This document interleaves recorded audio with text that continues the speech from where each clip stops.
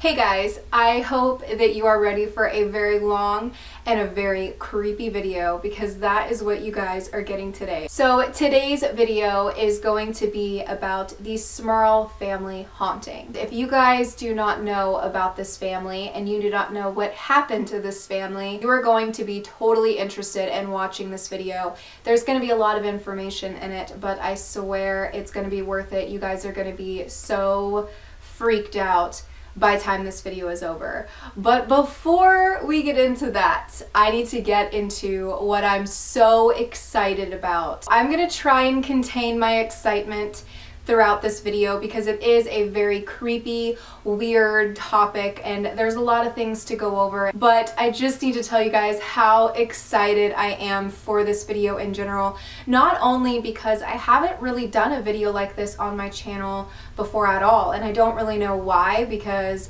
for the past couple of years I've been getting so many comments from you guys telling me that you want me to do videos like this, so I'm really excited about it for that reason. But above all, and the biggest reason why I'm so excited for this video, is because this video is actually in collaboration with one of my favorite YouTubers of all time, Harmony Nice. And I'm actually gonna be really surprised if any of you guys do not know who she is. She is incredible. And if you guys are subscribed to my channel, you definitely need to be subscribed to hers because she is amazing. Not only is she one of the sweetest people in the entire world, but I have been watching her videos for a very long time and I freaking love the hell out of her. So I'm so excited about this. I'm so excited to be able to be doing this collab with her. So she does do videos on her channel on occasion talking about her personal paranormal experiences. So if you're on my channel for that reason, you're going to absolutely love her. But she is also a Wiccan and she practices witchcraft. So she gives you guys a ton of knowledge about Wicca and the belief and stuff like that, which I think is incredible. Her videos are so entertaining. If you guys like things like that, you're gonna love her. If you like my Witches Moon videos, you're going to absolutely love her. I could rave about her for like 10 minutes straight, but not only would that be kind of weird, that'd probably be very, very annoying. So I'm just going to leave you guys with that. You need to go over to her channel and subscribe to her for those reasons. She's also going to be doing a video on a case similar to this one, but it's going to be about the Snedeker or Snedeker family. I'm not sure how to pronounce their last name. Of course, we all know Kyla can't pronounce anything here to save my life. But that story is just as weird and just as crazy as this one, and there's a lot to go over on that as well. You can finish watching this video, and then when you're done, go straight over to that, because trust me, if you guys like this video, if you enjoy this story, you're gonna want to hear about the other one. So when I was reading about this story, it gave me chills all over my entire body. There's a lot of things that this family experienced that I can actually relate with. And though obviously this isn't proven to be true, you have to take it with a grain of salt, I just personally felt a little bit connected to this story in particular because there were certain things that this family went through that I feel like I can relate with. And it's a lot of things that people normally think are absolutely crazy. Because I have had experiences with similar things, I personally believed it and I knew that I had to do this video. Now this story takes place in the 80s and it was investigated by Ed and Lorraine Warren, which I'm sure you guys know all about them and who they are. If you don't, I would be very, very surprised. They have done a lot of really popular paranormal cases, like they investigated the Amityville Horror House. They are the ones that own the Haunted Museum with the Annabelle doll. They're the ones that were investigating the story that inspired The Conjuring. When Harmony and I decided to do this collab, she had suggested this one to me for a video that either one of us could do, and I hadn't heard of it before. I had never heard of the Smurl family, which is crazy because, you know, Ed and Lorraine Warren are so huge. So I went and I did my own research and I knew that I had to tell you guys this one, and I was actually blown away that I hadn't heard about it before because of how much attention this story got in the 80s. Be prepared to get the shit scared out of you guys because this story is absolutely crazy. There's a lot of information. You're gonna be here a while, but let's just go ahead and get into it. So this story takes place in a very small town of actually less than 5,000 people called West Pittston, Pennsylvania. So this is a very small town where the story takes place, and it got so much attention.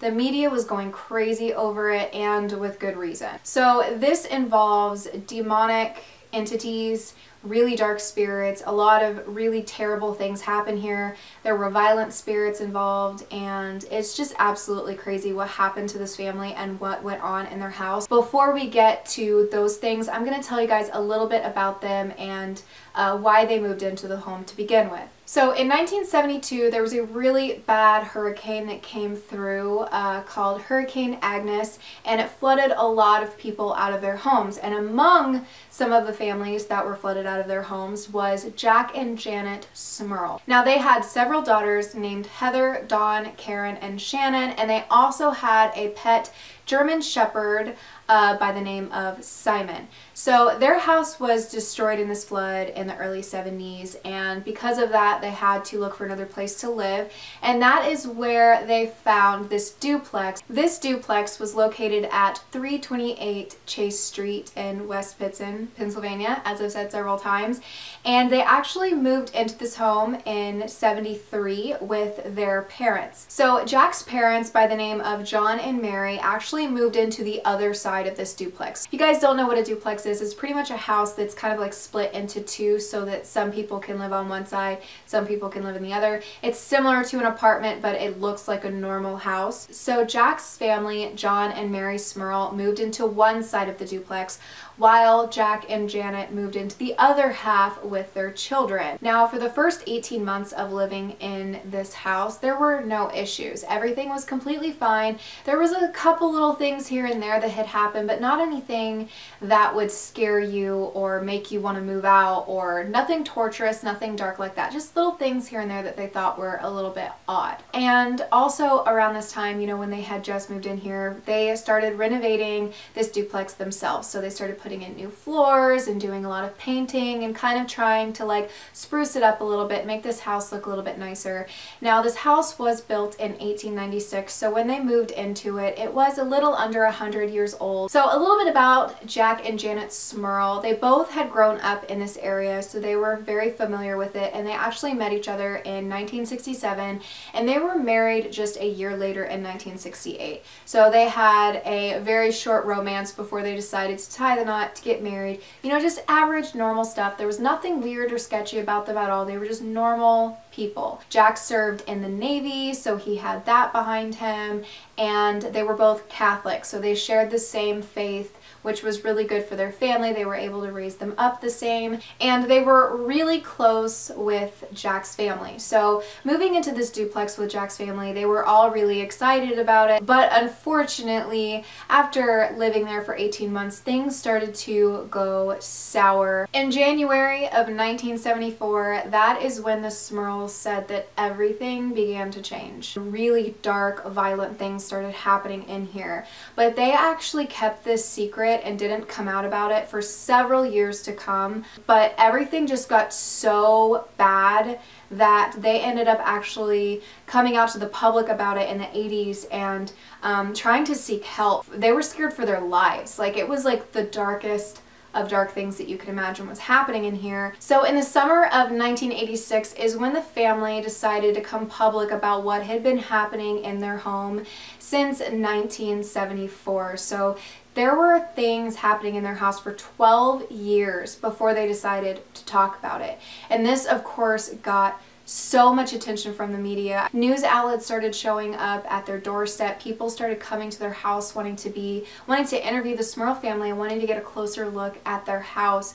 The things that they were saying that were happening in there were really terrifying, and it just pulled at people's curiosity. They really wanted to know what was going on here. Is there some truth to this? It actually got so much attention that whenever all of this was public at first, this street had so much cameramen and news people on it that some of the neighbors couldn't even back out of their driveways to go to work. There was a man by the name of Bill Watson that was one of the neighbors, and he actually knew the Smurl family, and he said he woke up one day to a a camera crew from Germany in his driveway. What was happening to the Smurl family was so huge that it was getting people's attention around the world. Can you imagine? Like, this is a town of less than 5,000 people. So Mike Cotter had lived in West Pittston his entire life. He was very familiar with this area and with the things that happened there, and he was actually a writer and a columnist for the local paper. And he said that the attention that the story was getting was making his editor just be like, no, we don't want anything to do with that. It was getting a lot of attention in in a very negative way. A lot of people were saying that it was a hoax, that the things that they were saying weren't true. But Mike did actually do a story on it, and he said that this was the biggest story that had happened in West Pittston since him being alive. So that kind of gives you guys a little bit of an idea about how huge this story was in the mid-80s. So I'm sure you guys are at the edge of your seats wondering, what was it that happened to this family that made people so interested in it that they were flooding the streets? Like, how did this story get this much attention? I mean, if you guys are really into the paranormal, you know that these stories don't normally catch the attention of news reporters. That's very uncommon. Let's go ahead and get into what the Smurl family is saying was happening to them in their home that caused them to want to seek help. It was one of the most frightening cases we've ever been involved in. The Smurl family said that everything in their house was absolutely fine until the night of their 13-year-old daughter's confirmation into the Catholic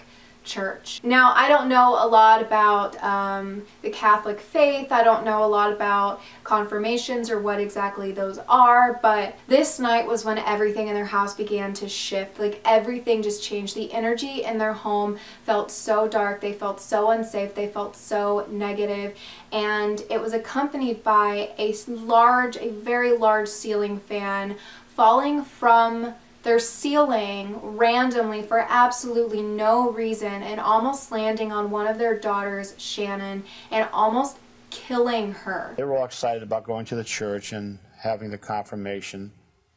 There's a huge light up on the ceiling. Now that is bolted to the main beams that are in the kitchen, Tony. That light. Big, heavy bolts right into the main beam. Now this light started to just shake, tore itself loose, and almost hit the girl. Now, this was the first thing that happened in their home that was really dark and really violent, and unfortunately, things continued to happen and get worse for this family as time went on. So Jack Smurl and his 17-year-old daughter Dawn started talking about how they were repeatedly attacked by what they believed to be a demonic entity inside of their home. Dawn said that on repeated occasions she would be laying in her bed and she could actually see what looked like people, really creepy people, floating in her bedroom, like above her bed while she was trying to sleep. They started smelling something that was absolutely terrible in their house almost constantly, and they related the scent to the smell of rotting flesh. They said it was absolutely horrible.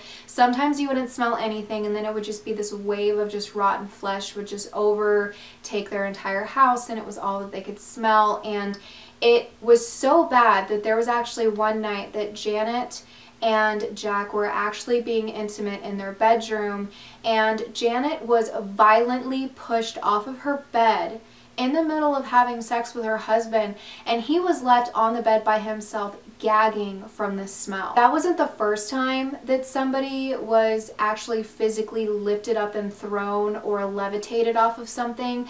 They claimed that on multiple occasions they were levitated off of their beds, and they even said that their dog, their German Shepherd by the name of Simon, was picked up and thrown into a wall. Jack actually said that there was this one night that he was praying. There had been a lot of activity in the house that night, and he was actually pulled off the bed and dragged across the floor. They also, several family members in this house was actually slapped by absolutely nothing. They felt as if a hand hit them. They said sometimes when they would feel this and they would turn around to see what it was, they would see these really dark shadows just hovering around. This was something that happened multiple times. This wasn't like one random slap and not finding out who did it. This happened to multiple people in the family, multiple different times, and it was always accompanied by this just really dark shadow. Some other things that happened in this house prior to them coming public about it was lights would turn on and off,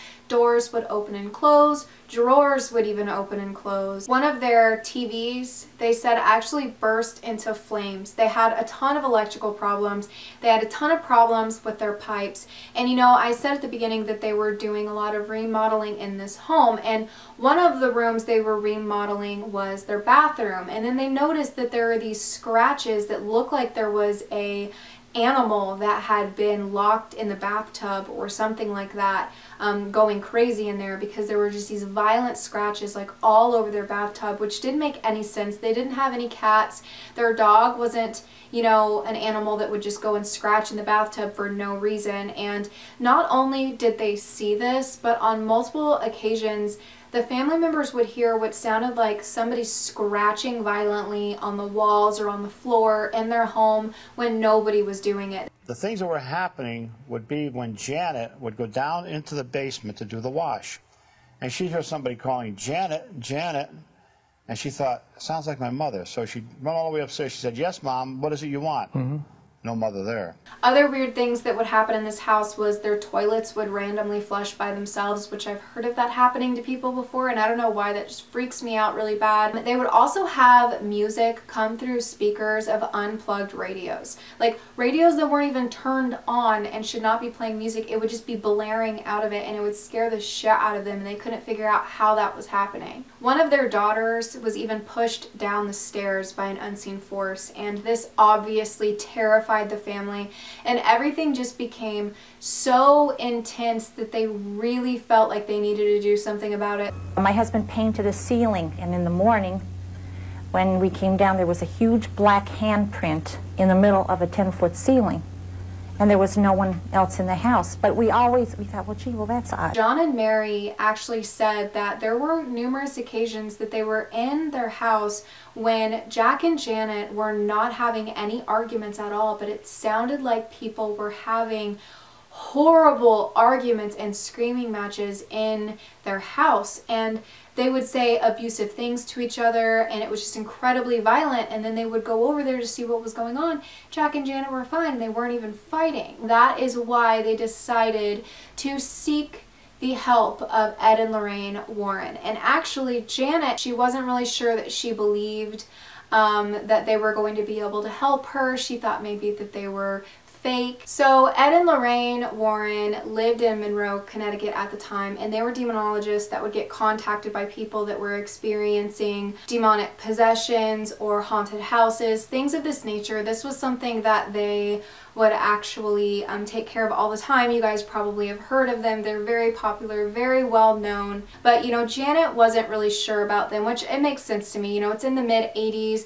I don't know how much Ed and Lorraine had been being talked about around that time, but I do believe that this was after the Amityville horror situation. So she was really skeptical of it, but they were desperate for help, so she contacted the Warrens, and obviously this is really what drove the media attention. So the Warrens arrived to the Smurls' house with Rosemary I don't know how to say her last name. She was actually a registered nurse and psychic. I just cannot pronounce her name right to save my life, so just ignore that. So when they arrived to the Smurls' house, they began quizzing them before anything else. They wanted to know, did they try and do any sort of spirit communication in there? Did they bring in Ouija boards? Did they do any seances? Were they Satanists? Were they into the occult? They wanted to know, did they do anything in this house that could have caused any of this stuff to happen, which of course the family said no, they hadn't done anything like that. And then they,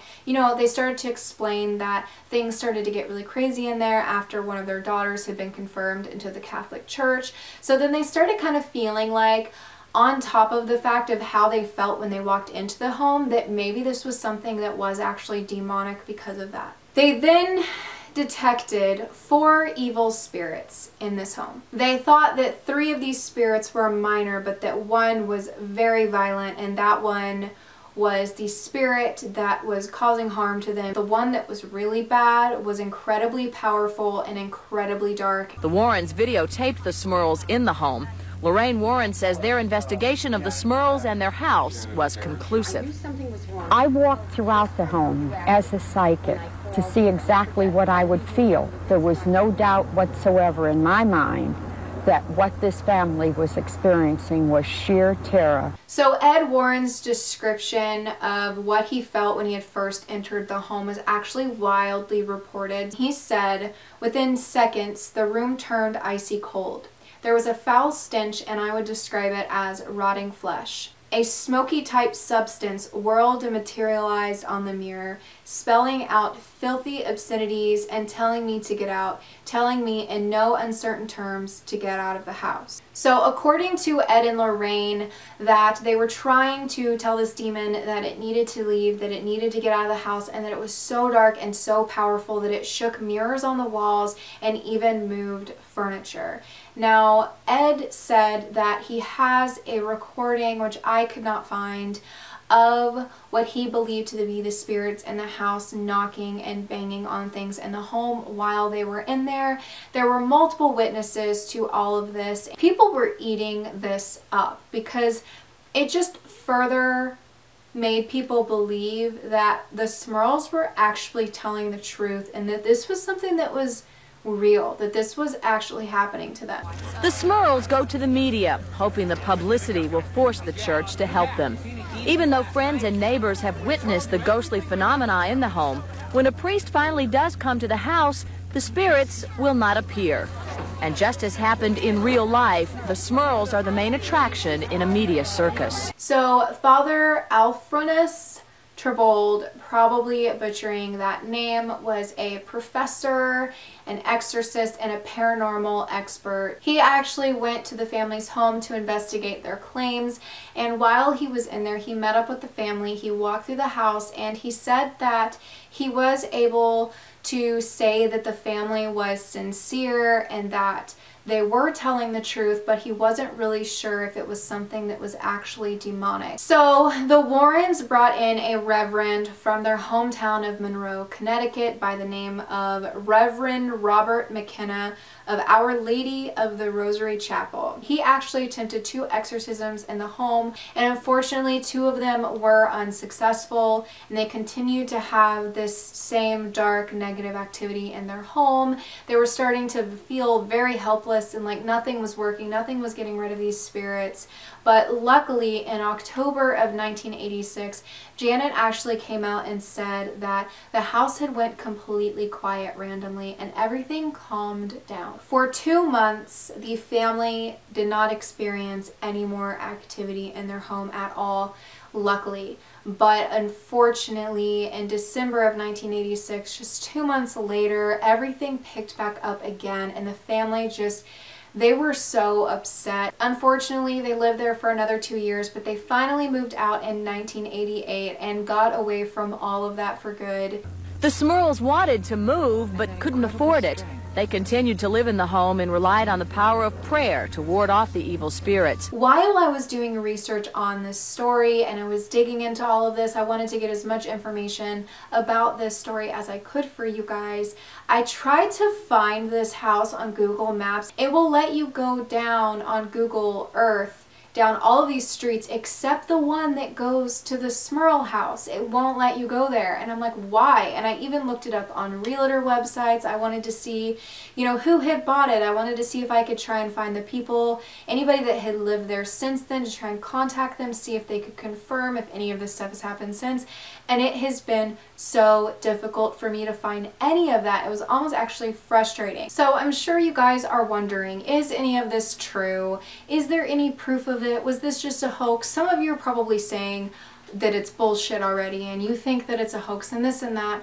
And maybe it was. They did have neighbors that at the time had come out and said that they faked everything and that it was all for money and that they were going to be making a movie off of it, which maybe they didn't actually fake everything, maybe that part wasn't true, or maybe it was, but the one thing that did turn out to be true is that they did make a movie about this called The Haunted, and it came out in 1991, so maybe there was some truth to both of those claims, but you know, in my opinion, somebody that is just a neighbor, they can't really say for sure what your experiences in your home are. You take either or with a grain of salt. But also on that note, they had a lot of neighbors that took their side with this and had their own experiences with what they believed to be the demonic activity inside of this house. And two of those people was Bill Watson and his wife Phyllis Watson, and they actually had children that had experiences with this home as well. Phyllis Watson had actually come out and said that prior to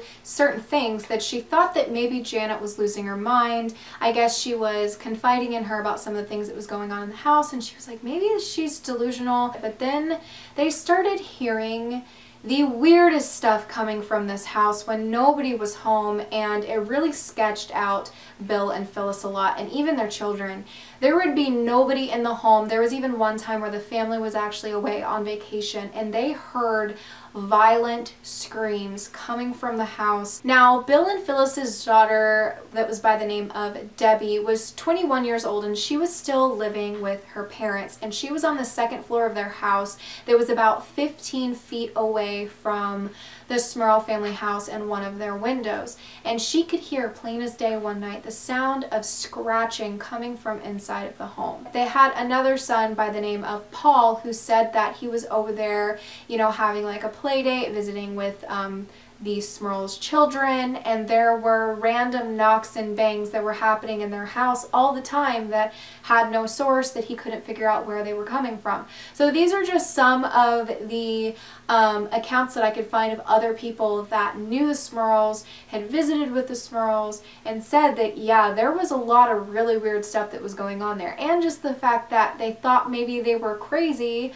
before they started experiencing some of the stuff themselves. And I don't really know what profitable thing is in it for the neighbors that didn't really experience it. Like, what are they getting out of just saying, oh yeah, we heard screams? You know what I'm saying? So two of their daughters that lived in the home were actually twins, and one of them was named Karen. She's now, I think she's about 40 years old now, so she is an adult, and she actually still lives locally. And I dug into the Smurl family because I wanted to see if I could find any of these family members. I found that Jack Smurl had actually passed away in 2017. He maintained that this was the truth up until his death, you know, like he never took back any of his experiences, and all of their children are adults. I wanted to see what the kids were saying about it now, and I found this to be really interesting. So Karen is now an adult, and she works with a radio station or something to that effect, and actually does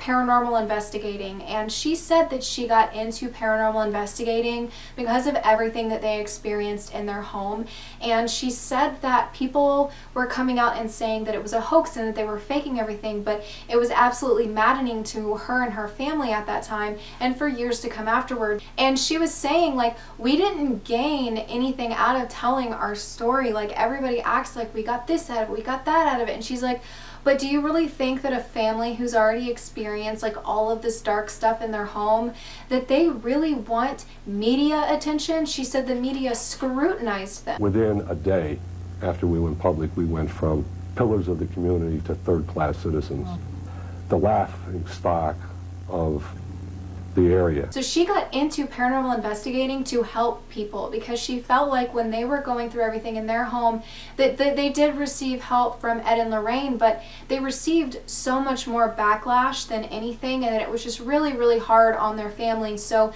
she does paranormal investigating to help people that are going through the things that they did. That literally pulled me into believing the story so much because, you know, if you guys have been with me for a while, or if you're new, maybe you don't know this, I grew up in an incredibly haunted house, and I told people stories of things that happened in my house for a very long time, and I'm sure a majority of people never really believed me until I told my stories on YouTube. And I'm almost 28 years old, and that is the reason why still to this day I am so invested in the paranormal realm and learning about it, because when you experience stuff like that as a child, like she was 8 years old and I was 8 years old when I had terrifying things happen to me, you don't forget it. This girl's dedicating her life to people that have gone through things like that because she did. I just thought that this story was absolutely insane and that I would share it with you guys, and maybe you guys would think it was as crazy as I do. I am really interested to hear what you guys think about this. Do you guys think that this was a hoax? And if you do, why do you think so? And if you believe it, share that with me as well. I want to hear why you believe this story. I personally do, and I don't believe every story that I hear, but there's something about this one, guys. It really pulls at me, and that's why I wanted to share it with you. Now, this video is sadly over. I'm sure you guys are probably really excited about that though, because I've been filming this for a long time, so I know this video was going to be so long. So if you guys will watch this entire video, thank you guys for hanging out with me today and for listening to this story. I highly encourage you guys to go look in my description box down below and go over to Harmony's channel and not only subscribe to her, but watch the video that she posted in collaboration with this one, because that story is so insane. And if you guys like this one, you're really gonna like that one, and I think that you guys are gonna fall in love with Harmony and you're gonna love how she tells stories like this. She has some really good ones on her channel. Now her video is going to be on the Snedeker or Snydeker family, however you say it, and that story is insane. It involves a lot of sexual, demonic things. Go give her some love. Let her know that you came from me. Thank you so much, Harmony, for doing this collab with me. I fucking love you. You are my child. You are mine and George's child. We will forever cherish our beautiful baby darling girl. Oh, dude. Dude. Okay guys, I'm gonna go ahead and wrap up this video. I hope that you guys enjoyed it. Please give it a thumbs up if you did. Make sure to leave a comment down below. Let me know if you guys want to see more videos like this, and go check out Harmony because she is badass. You guys are gonna love her. I hope that you guys are having a wonderful day or night, whatever it is where you are, and I will see you in my next video.